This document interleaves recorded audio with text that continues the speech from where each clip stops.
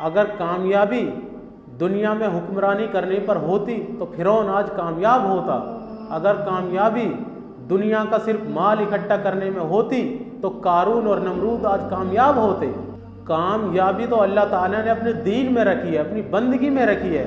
اللہ کا دین آپ کو یہ نہیں سکھاتا کہ آپ پیسے ہی نہ کمائیں، اللہ کا دین آپ کو سکھاتا ہے آپ پیسے کمائیں لیکن حلال طریقے سے کمائیں۔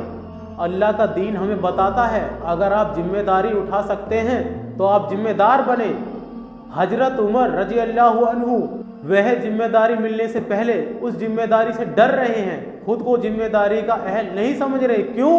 کیونکہ ان کو پتا ہے جب وہ اس چیز کا ذمہ دار بنے گا تو وہ آزمائش ان کے اوپر بڑھ جائیں گی، ان کی آزمائش اور زیادہ بڑھ جائیں گی۔ لیکن آج ہم دیکھیں 2 ٹکے کا آدمی جس کی نہ زبان سچی ہوتی ہے، نہ صورت نبی والی ہوتی ہے، نہ سیرت نبی والی ہوتی ہے، وہ یہ اعلان کر رہا ہوتا ہے کہ میں پھلا ذمہ داری اٹھانے کے لیے تیار ہوں، میں پھلا سرپنچی لڑنے کے لیے تیار ہوں، میں ممبری کے لیے تیار ہوں، میں ضلع پارشد کے لیے تیار ہوں، میں اسٹیٹ لیول پر تیار ہوں، میں کنٹری لیول پر تیار ہوں۔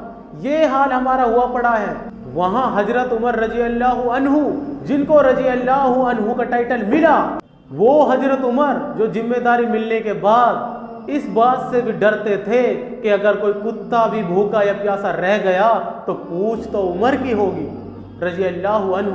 لیکن آج ہم بھاگ بھاگ کر لے رہے ہیں، بس ہم نے دنیا کی شہرت، دنیا کی اس کو سب کچھ سمجھ لیا ہے کہ میرا نام ہو جائے، مجھے یہ شہرت مل جائے، میں پھلا کہلاؤں، میں پھلا ڈھمکا بن جاؤں، میں سرپنچ بن جاؤں، میں یہ کروں۔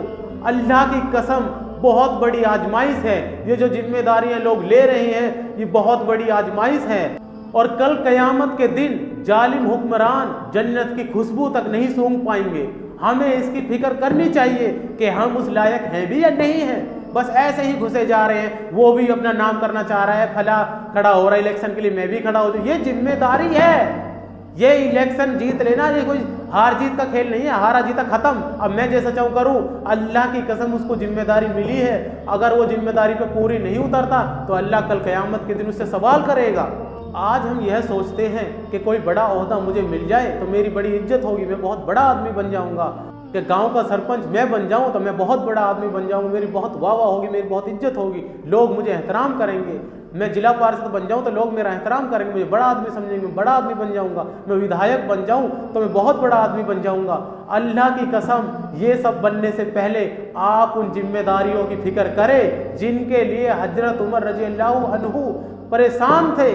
جیسے ذمہ دار بننے سے پہلے حضرت عمر رضی اللہ عنہ نے فکر لی تھی کہ میں ان ذمہ داریوں کو کیسا پورا کروں گا، میں ان ذمہ داریوں کا اہل ہوں بھی یا نہیں ہوں۔ اس کی آپ کو فکر لینی چاہیے کہ میں اس ذمہ داری کے قابل ہوں بھی یا نہیں ہوں، مجھے کیا ایسی خاصیت ہے جو میں اس کا اہل سمجھ رہا ہوں۔